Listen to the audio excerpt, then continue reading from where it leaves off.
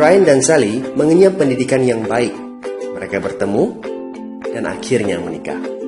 Mereka memiliki pekerjaan yang baik. Brian memiliki jabatan tinggi di sebuah perusahaan multinasional, berpenghasilan besar, mendapat fasilitas dari kantor berupa mobil dan rumah. Mereka sangat menikmati hidup.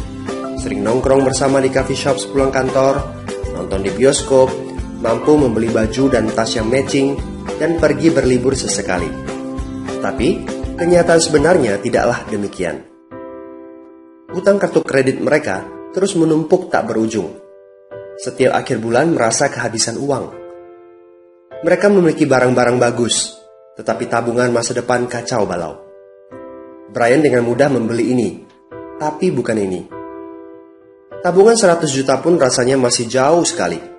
Sudah kerja lebih dari 10 tahun, tapi belum sanggup membeli rumah sendiri. Masih tinggal di rumah milik kantor dan mengendarai mobil milik kantor. Tanpa disadari, keluarga ini menggali lubang kemiskinan. Keuangan mereka hanya cukup untuk membiayai kehidupan keluarga saat ini. Mereka harus terus bekerja untuk menghasilkan uang. Pertanyaan yang paling ditakutkan adalah bagaimana jika mereka sudah tua, kemampuan bekerja sudah menurun, atau salah satu anggota keluarga terdiagnosa penyakit serius yang membutuhkan biaya yang sangat besar. Apakah kehidupan Brian dan Sally mencerminkan kehidupan Anda? Apakah saat ini Anda memiliki penghasilan, tetapi sebelum akhir bulan sudah merasa kehabisan uang? Memiliki hutang berkepanjangan yang tidak ada habisnya? Memiliki barang-barang bagus, tetapi khawatir karena tidak punya tabungan?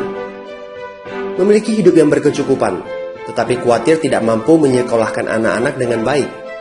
Memiliki rumah tinggal, tetapi berkemungkinan besar harus menjual rumah bagus ini karena tidak punya dana pensiun?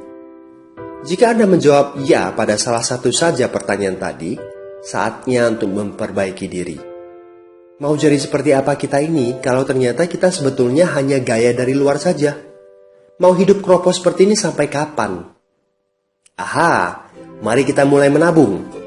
Nah, apakah menabung saja cukup? Berapa banyak yang bisa Anda sisihkan untuk ditabung setiap bulan? Mari kita ambil contoh. Anda berencana untuk memiliki rumah dan mobil. Katakanlah harga rumah 600 juta dan harga mobil 200 juta. Jika Anda mampu menabung 5 juta per bulan, Anda membutuhkan 13 tahun untuk mendapatkan angka 800 juta.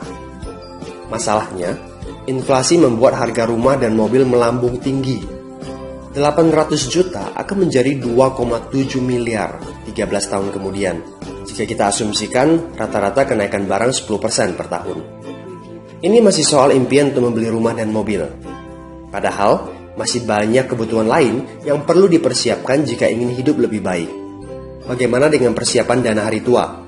Agar di saat tua dan tidak sanggup bekerja lagi, Anda punya tabungan yang cukup untuk kebutuhan sehari-hari. Asuransi untuk keluarga? Dana pendidikan untuk anak-anak?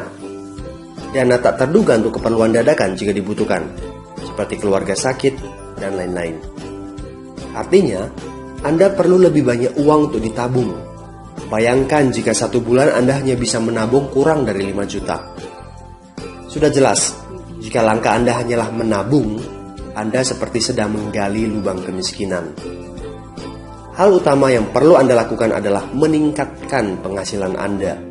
Anda mungkin bertanya bagaimana saya bisa melakukan itu dengan segala kesibukan yang saya miliki sekarang. Apakah saya bisa tetap mencari income tambahan di luar sana tanpa mengganggu pekerjaan utama saya? Seandainya bisa, apa yang bisa saya kerjakan saat ini? Nah, langkah pertama yang perlu Anda lakukan saat ini adalah menghubungi teman yang menunjukkan video ini kepada Anda. Dia punya akses untuk jawaban dari pertanyaan Anda. Informasi. Itu yang Anda butuhkan saat ini. Terbukalah. Seperti parasut, pikiran hanya dapat bekerja saat terbuka. So, segera hubungi teman Anda dan dapatkan video informasi berikutnya.